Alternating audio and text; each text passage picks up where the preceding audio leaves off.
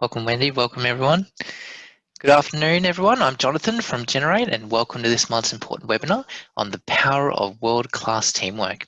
Today, we have a fantastic speaker and expert in business, leadership, and marketing, Jennifer Myers, who is passionate about helping businesses succeed. Before we begin, a few housekeeping items to mention.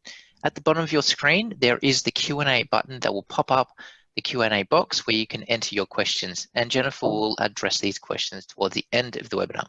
Also on your screen, there is the chat function, and you can toggle who to send your comments to, whether that be to everyone on the webinar or to the panelists and host only.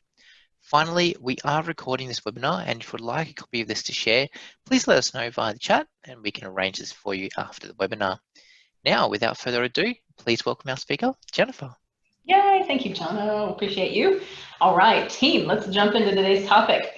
So I believe most everyone who's here today has been here before, but I'll still run through the beginning bit in case anyone happens to find this. We've set up a new, we're setting up a new page on our website where all of our webinars over the past year that we've done can be viewed and accessed. So in case you missed one, we'll make an announcement a little bit later this month through an email that says, here's the topics. If you missed one, go ahead and log in and have a view. So we're just finalizing uploading the last videos up there, so should be a good resource for you. So anyway,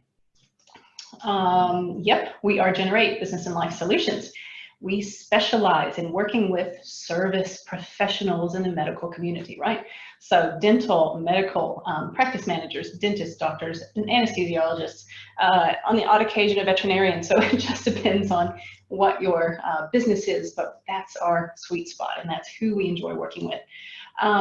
My name is Jennifer Myers. I've got a few things going on, one of which is Generate Leadership Solutions. I'm a partner along with Craig in Generate Leadership Solutions. So this is Generate Business and Life Solutions. We do slightly different things, but my kind of sweet spot is that leadership and communication space.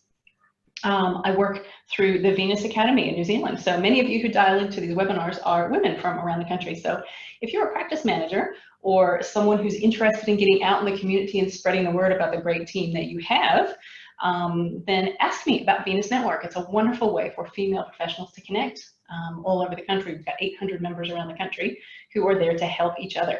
So there you go. I'm a John Maxwell certified leadership coach and trainer that's based over in the US. I was supposed to be there around now this year to go back and recertify. I need to do that each year.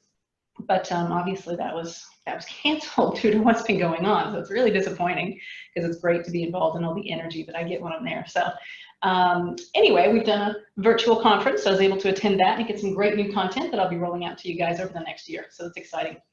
And there you go. Let's move in. Craig's not with us again today. He's really been struggling with an illness over the past month and a half. So he should be here next month with us, but he's okay. But he's just feeling tired and doing short days. So anyway, what we do is we help you clarify what it is you want for your practice and what it is you want for yourself going forward, right? As the leader of your practice. We help you put your strategy and your goals into place by helping you plan and create action plans that you and your team can actually follow. We support you with growing your practice, no matter what that looks like for you. And it's a little bit different for every practice, right?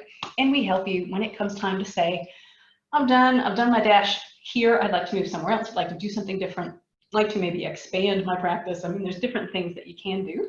And we kind of focus on helping you sort out what's next. So there we go. I popped on the screen all of a sudden. So here we go. How we do that. We build relationships with our clients. We educate you and we provide you with heaps of resources and teach and support you to be able to implement them yourself into your practice, right? We like people to graduate from using us at some point. So it's a really nice, close, supportive, challenging, interesting relationship that we build with our clients. So it ends up being quite fun. All right. Why us? Yeah, we're small enough to customize everything we do and work with you, with your individual team in your practice. We are Kiwis. I'm a Kiwi, been here 10 years and a citizen, right? So we are Kiwis serving Kiwis. We come to you either virtually or in person, so there's no need to travel if that's difficult for you. So Yeah, we've got heaps of associated experts on our team. So we've cherry-picked the best of the best around the country with people who we work with to help our clients in the areas of human resources, health and safety, leadership. There's a few different people that we work with around the country, investments, right, insurances and risk, loans and finance. If you need anything, we would like to be that go-to person to say, hey, I know someone who can help you. So that's us. All right, so today what we're focusing on, there's a training or a book that I do that kind of forms the basis of either a half-day or a full-day workshop, and it's called the 17 Indisputable Laws of Teamwork. Now today, with the limited time that we have, we're going to be talking through 5 of those. So I hope you've got something to take notes on, because there's heaps of little bullet points that we'll be running through today and things that we'll be discussing. We're going to talk about the power of the DISC report in relation to all this. There's a bonus resource that is a first ever for me, so I'm throwing that out to you at the end of the session, and then I'll tell you how we're wrapping up 2020 with what we're going to be getting up to in October, November, and December. So that's what's on for the next 54 minutes or less. So here we go. Obviously today's topic is all about teamwork and what needs to be put in place in order for your team to perform at their best. So the info we're covering today, as I said, was taken from a much longer training called the 17 Indisputable Laws of Teamwork. Now, it's a workshop that we run in individual offices with entire teams, so everyone there knows each other. And it's an extremely powerful way to reconnect, to get clear on how you need to move forward more powerfully as a team, and you know, kind of recommit to your goals and to each other. So I'll share with you a bit later how you can access that training for your office, so stay tuned. How many of you are familiar with the Rolling Stones? Now, whether or not you like their music, they formed in 1962 and they have been successful for over 50 years. They've stayed relevant, and they're the oldest performing rock band in music history, which is just amazing. Why am I telling you about the Rolling Stones when we're talking about leadership with medical offices, right? But you know, I think that's amazing, because the way they've been able to do that is because they're an incredible team. They understand that they need to define a shared approach to how they're going to work together. And they know that they need to practice it over and over until it becomes second nature. So before every single tour, they usually commit to 2 solid months of practice and rehearsal. And that's so that they can brush up on, you know, not only their rhythm together, but that almost telepathic ability to connect with each other and communicate with each other during their performances.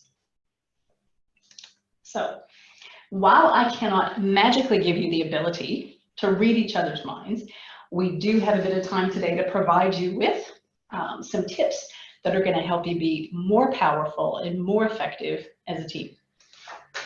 The first thing I want to run through, though, before we get to our first law, is a concept that came from Africa, and it's called Ubuntu. Ubuntu. I don't know if I'm saying that right, but you know, I'm making a stab at it. So basically, that concept, loosely translated, means I am because we are. I think that's great. That's beautiful, right? It talks about our interconnectedness and our interdependence upon each other to achieve more than any one single person alone. So I think that's a really nice jumping off point for law number 1. So here we go. Our first learning point today is the law of the big picture. So since this is from a book called the 17 Indisputable Laws of Teamwork, each thing's going to be named the law of something. So the law of the big picture. So what the heck does that mean, right? It means that the goal is more important than the role, meaning no one person's contribution is more important than any other.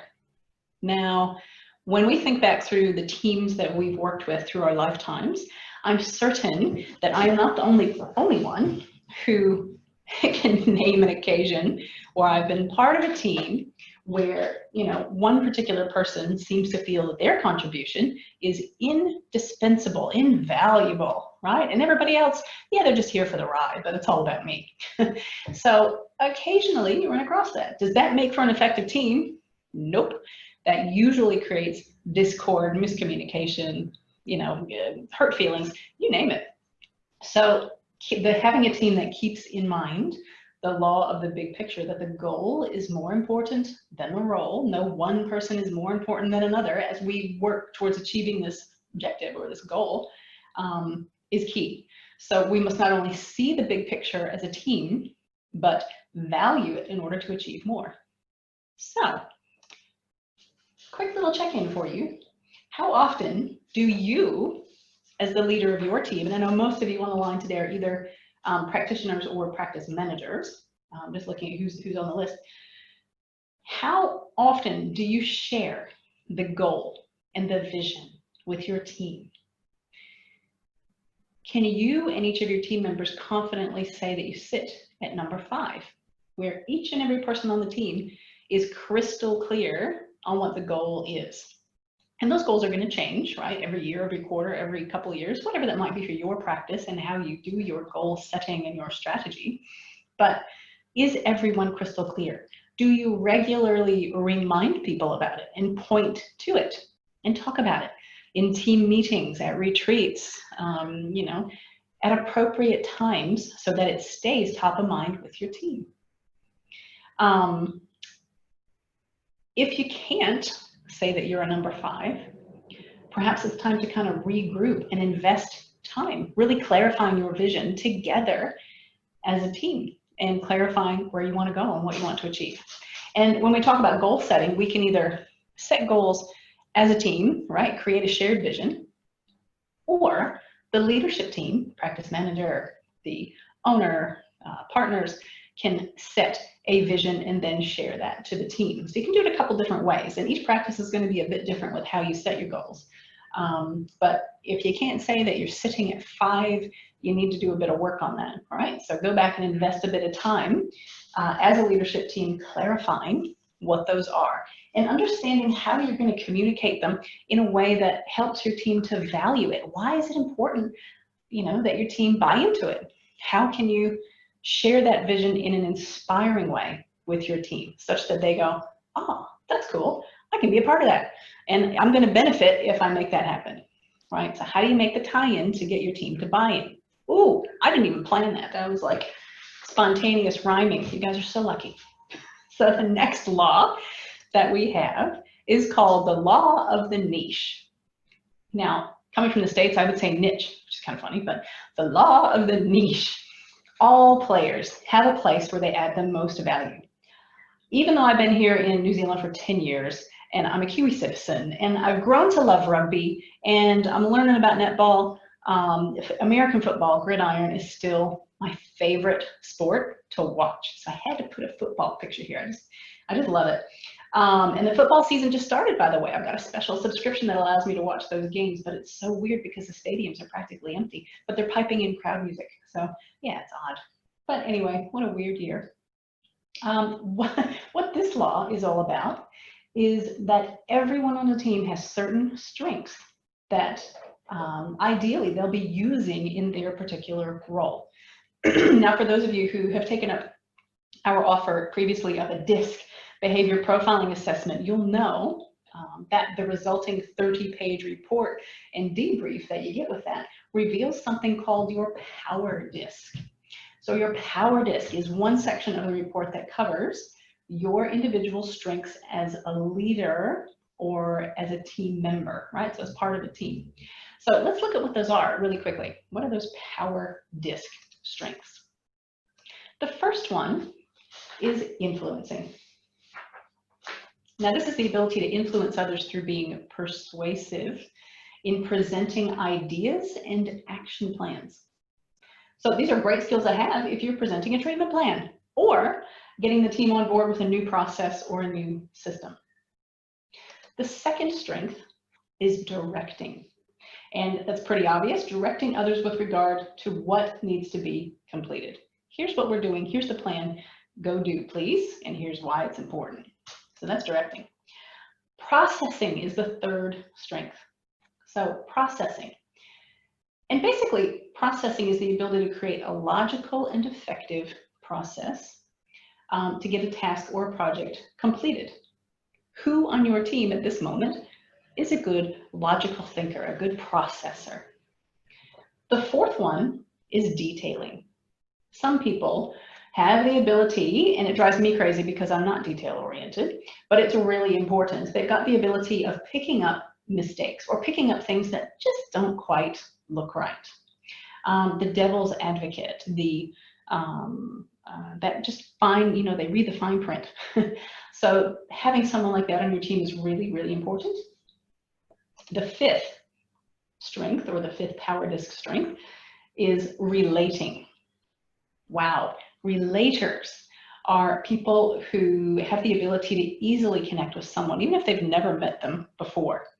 And make them feel welcome. So if you don't have a relator in your reception team, I would highly suggest you have a bit of a reshuffle or a rethink, because that relator is going to be the warm welcome. It doesn't matter how busy they are, it's a warm welcome. I've got a quick story for you here. My husband just this week went to our medical practice, which is a big, busy one. And yes, they know about me and what I do. It's another story. But they decided that they know what's going on. So the reception team is probably, most days, and I've experienced this myself as well, the most unfriendly lot of people I've run across in an office in a very long time. So when you walk in, you feel like an interruption, right? If your reception team makes your patients feel like interruptions, you need some serious work, right? And a serious bit of self-reflection on how you're treating your patients and your patient experience. So that's, one of those things that, cautionary tale. If I walk in and feel like I'm an interruption and I'm already feeling crappy because I'm ill, that adds insult to injury. So have a relator on your front desk team.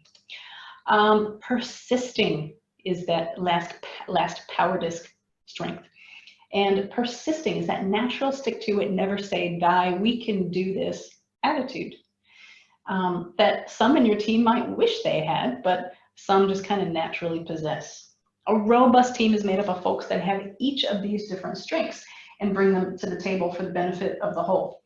If you had a whole team of detailers, you might not get much done because they'd be picking everything apart. If you had a whole team of relators, you wouldn't get much done either, but for a totally different reason. They'd just be chatting the entire day away. So having a mix of people on your team and understanding which strength they possess is really important for you as the leader of your team to maximize performance and maximize the results that you're getting. All right, the next law number 3, is the law of the catalyst. The law of the catalyst. Now, a catalyst is someone who makes things happen. That fire starter, the match, the spark plug, right? Action takers. Now, I know you're probably saying, how do I identify a catalyst on my team? Because, I might have one, but I'm not quite sure. So let's take a look at what characteristics shine from a catalyst that you can pick up on and go, hey, there's someone that I can really put to work to help me accomplish what we need to accomplish. And if you're in the position to hire anyone in the near future, good on you. But these are characteristics that you're going to want to look for. So the first one is, I told you there'd be some bullet points to take notes on today. The first one is initiative. If you've got someone on your team with the ability to take the bull by the horns and run with something, that's initiative. They don't sit back and go, Joe will do it. I'll sit back and wait and see how he does first, and then I'll jump in. That's not someone who shows initiative.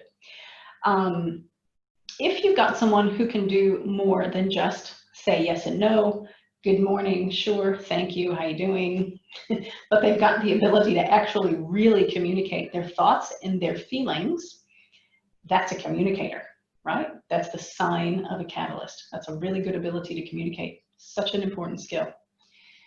If they show they're engaged and passionate in living out your practice's values and your philosophy, then that's the great sign of a catalyst as well. Someone who's engaged and really gets and buys in to what you're doing.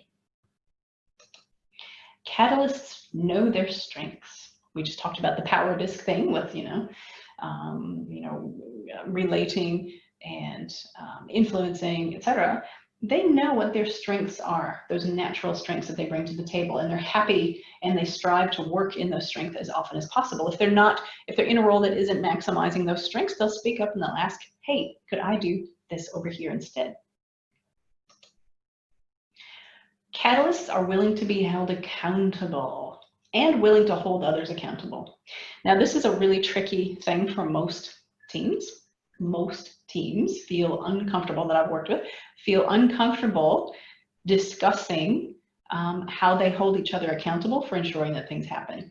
All right, everybody likes to keep the peace. Everybody doesn't like to rock the boat, whatever the phrase is that you want to use. People really kind of shy away from accountability, either being held accountable themselves or holding a team member accountable to something they said they would do. But a catalyst is not afraid to do that. They're happy to do that, and they know how to do that in a way that catalysts have a servant mindset. They don't turn up to work to collect a paycheck and go home at, right on the dot at the end of the day. They turn up because they have a drive to serve and support the team to be the best they can be together. And not surprising, if you've got someone on your team who does all of this, they're going to earn respect. Team members are going to look to them as, leaders in a different way perhaps than to the practice owner or the practice manager, but they're going to be looked to as leaders and influencers among the team, right? Someone who the team likes to be on side with or get their opinion or check in with. So if someone on your team is doing all that, they're earning respect, they're a catalyst. Nurture them, develop them, invest in them, because that investment will reward you many, many times over, right?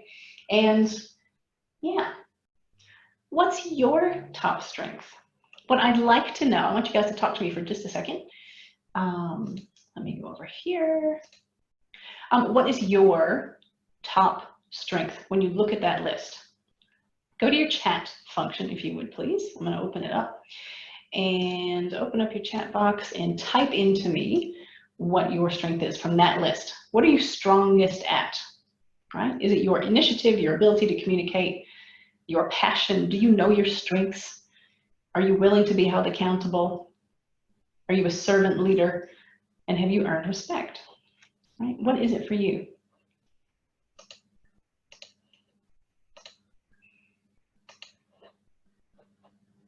So what I'm going to do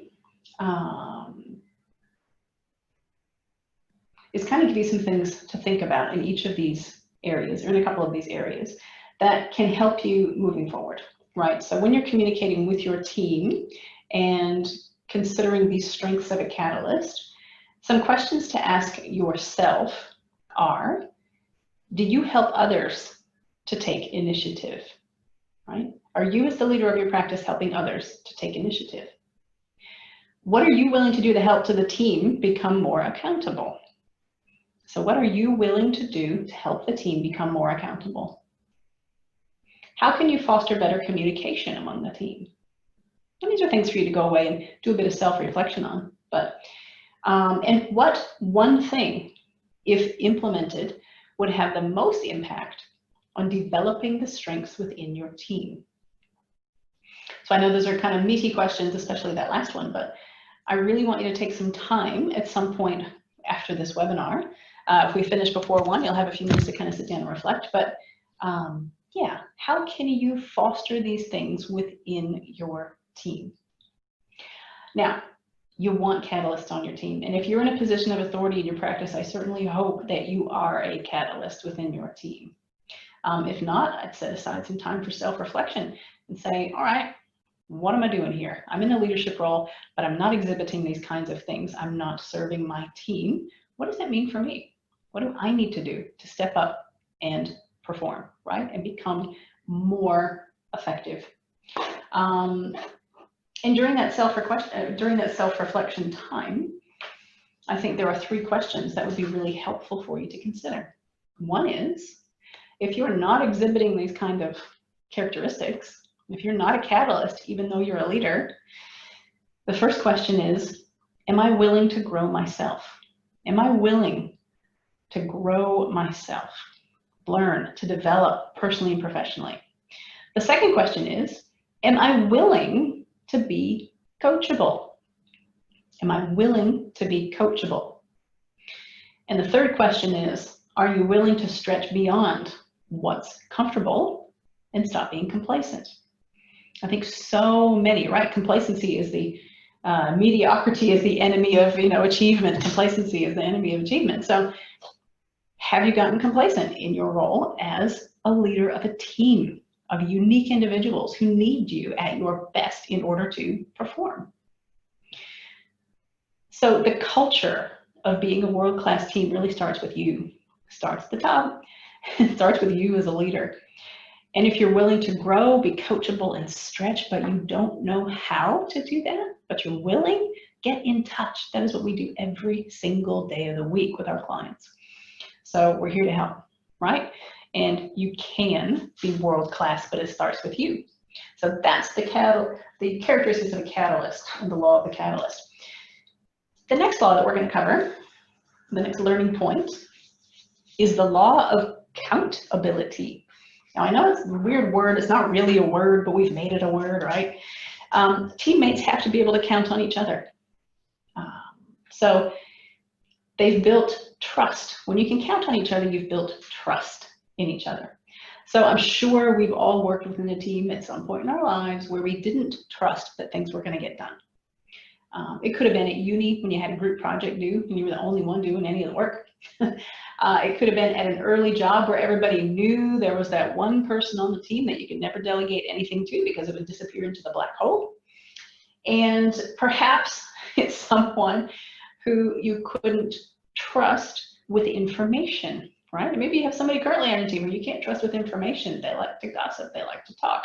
As my 19-year-old daughter would say, they like to spill the tea.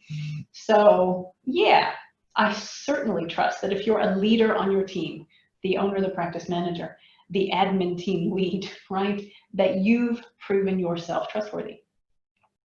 That the team know they can count on you to do what's right, back them up, do your job well and support and coach them. It's a big job being a leader, but it can be so incredibly rewarding when you've built a team that has built trust and you're just ticking along on all cylinders and it just feels great. So let's look at how you can build trust in a team really quickly. We build trust by showing character, integrity. We know our strengths and we're happy to bring those to the table every day for the benefit of everyone. That's competence. We're committed. These are all C words, right? I didn't guess yet. We're committed. We do what we say we're going to do. We follow through on our commitments, right? We keep our promises. We're consistent. Now, what does consistency look like? This can mean a couple of different things. This could be consistently being a great example by following the right processes in your practice, by ensuring that your communication is consistent, your performance each day is consistent, and for me, your attitude is consistent. Some leaders are less effective because their attitude, their emotion, their approachability varies from day to day depending on what's happening. So if you're letting external things, if you're bringing those to work with you and allowing that to impact your consistency, either with your performance, with your communication, or with your approachability, right, your temperament, then yeah, something to self-reflect on and say, how can I stop doing that? Because it's impacting the entire team when you're not consistent. So being consistent helps build trust. People trust that they know what to expect, right? It's comforting when people don't have surprises every day. I wonder which Jen is going to come to work today. You don't want that with your team. Nobody on the team wants to be that person who's so unpredictable that it kind of rocks the whole team. All right. So finally, we foster cohesion, right? When we build trust within a team, everyone fosters cohesion. And that means that we don't play favorites, right? We give the benefit of the doubt. We foster a good relationship with each unique individual, regardless of personal differences or personal opinions that might be different to each other. So that's being a professional And that's being a great team player and setting the example of building a cohesive team. So if you set that expectation and the example, your team will follow if you've built trust among your team. Now, here's your chance to have a quick check-in with yourself. Take a look at each of these questions and quickly answer yes or no right now. Can you be counted on? So this is just for you, not for anybody else on your team, just you. Do you have unquestioned integrity? Do you perform your work excellently every day? Are you dedicated to the team's success, not just your own? Can you be depended on every time? That's the consistency bit. And do your actions and words and attitude bring the team together? You see, what we hold in our brains, right, our beliefs, the narratives that we've heard our whole life from parents, from role models, from media, people who are around our environment, they shape how we think of things, our beliefs. Our beliefs then impact the thoughts that we hold in our head, and our thoughts impact on our actions. So when we're focused, right, and the actions express themselves in some sort of result, whether it's a great functioning team or a dysfunctional team. So your beliefs are the core of how your team is going to perform. Everybody's beliefs, when you come together, will end up having an impact on your final performance and the result that you ultimately end up getting. So when you're focused on inclusiveness, on support, on being empathetic, on developing each other, challenging each other, being a cohesive team, if that's what dominates your thoughts when you're together and those are the beliefs that you hold, that's the result you're going to get, right? If you focus in and zero in on little niggling problems or little things about the team that annoy you, those are the thoughts that you're carrying. That's what is going to be expressed, is all the annoying junk. So be very careful, guard your thoughts. Oh, no worries. I'll let you know how to access the recording. Cool, have a great day. The last law that we're going to be covering is the law of the scoreboard. So again, American sports fan, this is a baseball scoreboard, right? And I'm so excited that I found out recently that New Zealand has a baseball league, right, with regional teams. So it's not the same as attending like a Major League Baseball game, but it is fun. So how cool is that? It's different, but fun for me. So the law of the scoreboard says the team can make adjustments when it knows where it stands. The purpose of a scoreboard is to tell you, how are you going? Are you winning or are you not winning? So, oops, I went backwards. So when we think about this year, boy, to acknowledge the elephant in the room, it's been a mother of a year for needing to acknowledge current position and change tactics, adjust and make adjustments so that we can keep moving forward, hasn't it? It's been a really rough year. There's not one business in this country, I think, that hasn't somehow been impacted or by this in some way, right? So it's been a really challenging year. Now, it's just as important for our teams to know the score in our practices in order to make adjustments along the way so we can still win, still achieve our objectives, still achieve our goals that we have as a team and as a practice. So what I would like you to do is to have a think or to talk to me, right? Either way. Tell me or have a think and reflect on some of the things that your practice is either currently measuring and keeping track of, or perhaps should consider measuring or keeping track of. What do you need to measure so that you know you're on your way to winning and achieving your objectives? It's going to be different for each one of you probably. There's some pretty standard things that you can measure. And, you know, there are things like, are you utilizing your available space effectively? Are you profitable?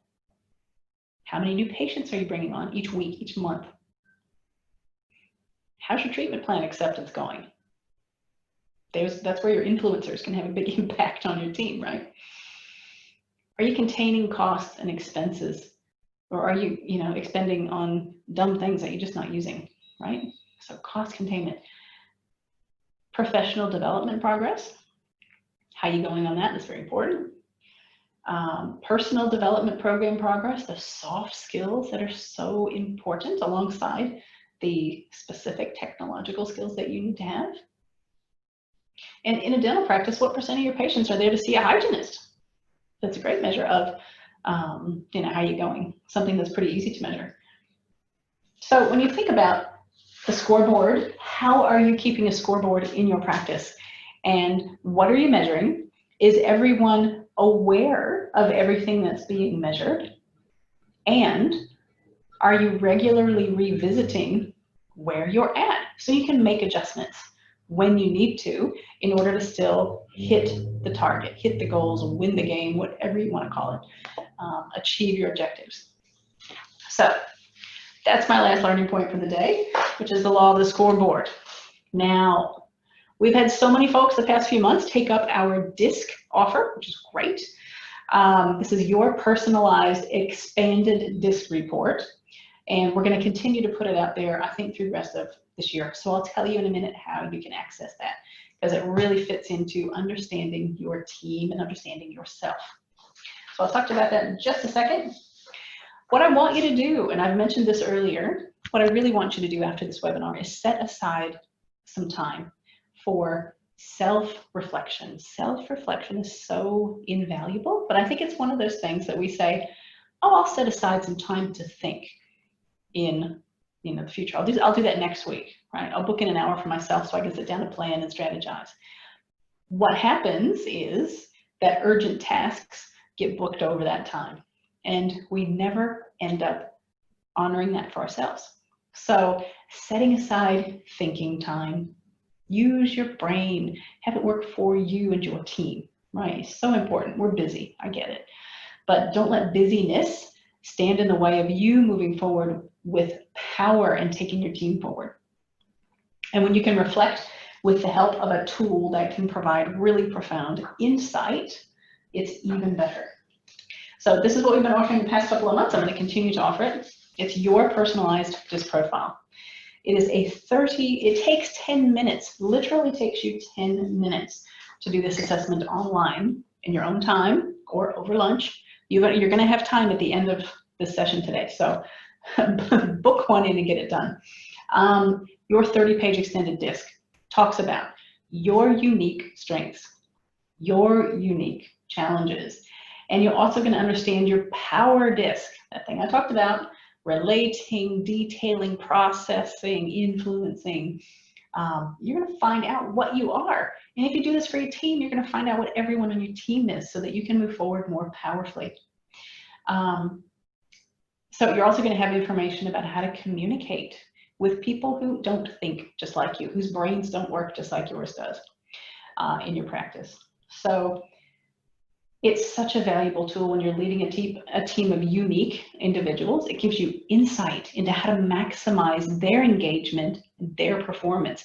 And it also helps you understand yourself and how you can adjust how you interact with your team such that your leadership becomes more powerful and more impactful. So what comes with this also is a 10-minute one-to-one with me over Zoom. We'll do a quick little Zoom meeting or a phone call so that I can walk you through that report and help you understand how you can actually use the info to become a better leader, better leader and better team member. If you're a catalyst, you'll grab hold of this opportunity, right? Just type DISC in the chat box right now if you'd like to take that up. It's only peanuts, 89 plus gist, right? Absolutely nothing, to get incredibly valuable information that you're going to continue to use year after year after year. Now, here's something I've never offered before, ever, and this is me, right? So this month's bonus offer is a short, free, live or virtual training, depending on where you are, 30 minutes delivered to your team around the highlights of the 17 indisputable laws of teamwork, delivered at your location or via Zoom to your group. I've never put myself out there before to do anything free, so this is kind of cool. So, but I feel so strongly about this material and how it can really powerfully impact you and your team and your practice that I want as many people to access it as they possibly can. So I am willing to work with your team for free for 30 minutes and run through highlights of the 17 laws of teamwork. There'll be different things than what we covered today. They'll be focused on not just that leadership role, but on, right, being a great follower, maximizing your strengths, and some of those things. So it'll be a great session. It also comes with a team commitment charter. So this is something I'll leave behind, or I will email through to you if we're doing it virtual. That's a document that your team can sign that, you know, it's not a binding legal thing, but it's one of those things that kind of keeps these concepts top of mind. Say, yeah, we've been through this. Will you commit to, you know, or recommit to this team and to being the best you can be? So it's a really powerful, short session that you may want to take advantage of, right? So here's what you need to do right now with either one of those things. Email Craig and Jennifer at generate.solutions. I know that's long, but I'm going to leave it up on the screen for half a second so you can jot it down. Put DISC or and team in the subject line, right? Simply put DISC or team in the subject line, or chat now if you're on this live to me and I'll come back to you. So, but if you're watching this as a recorded session, send an email, put DISC or team in the subject line, and I'll get back to you with some details on how we can make those things happen for your team, because I'm here to serve you. All right, here's what's up for the rest of the year. I'm so excited. Next, oh no, I got it backwards. Next month, October, we're going to be staying out of overwhelm. So we're talking about top prioritization techniques and tools to keep you on track and work with your brain to get more done in a day without burnout, right? So November, we're going to talk about your year in review. So it's going to be a bit of a reflection on what went well, considering everything, what didn't go well, and what lessons have we learned that we can turn into opportunities for 2021. So we're really going to dig into some of that stuff in November. December, again, I'm going to do something that is totally new, and I've done, the type is a bit different in the notes there because I couldn't squeeze everything in, but I'm a master facilitator at networking events, right? It's a fun thing for me to do. So if I get a bunch of people in a room and, you know, I can actually help you meet each other on a fun educational basis so you learn about each other. It's a great way to connect. We're going to do it by Zoom using the meetings function so I can see and talk to you and you can see and talk to me and everyone else. There'll be people from all over the country. We're going to hop on a Zoom meeting. We'll use breakout rooms. We'll get you talking to each other. I'll do a mystery training on the day. I'm not going to announce what it is, but you'll have a bit of instruction on the day as well. Just a short little training, and then we'll have time to meet each other and learn from each other. So it's going to be awesome. So I'll send you more details about that. First time ever. We'll see how it goes. I think it's going to be quite fun. Why do we do all this for you guys? We want you to grow yourself so you can grow your people, and then you can all grow your practice, because that's what it's all about, right? It's got to be a win-win for everyone involved. And that's us. If you want to get in touch, if you've got any questions, we are here to serve you. Please email us, Craig and Jennifer at generate.solutions. Get in touch, and we're happy to help in any way we possibly can. So there you go. It's 12:43. Have an awesome rest of your day. Hi, Jen Myers here. I hope you enjoyed that video and it got you thinking about how to implement that topic into your practice. If you have any questions whatsoever, myself or Craig, we are more than happy to answer questions for you and help you understand how to apply what you've just watched and what you've just heard into your specific practice in your unique situation. So please click the button that says book a meeting, and we are more than happy to spend a few minutes with you going through the information and how you can apply it. So thanks for watching, and hopefully we'll talk to you soon.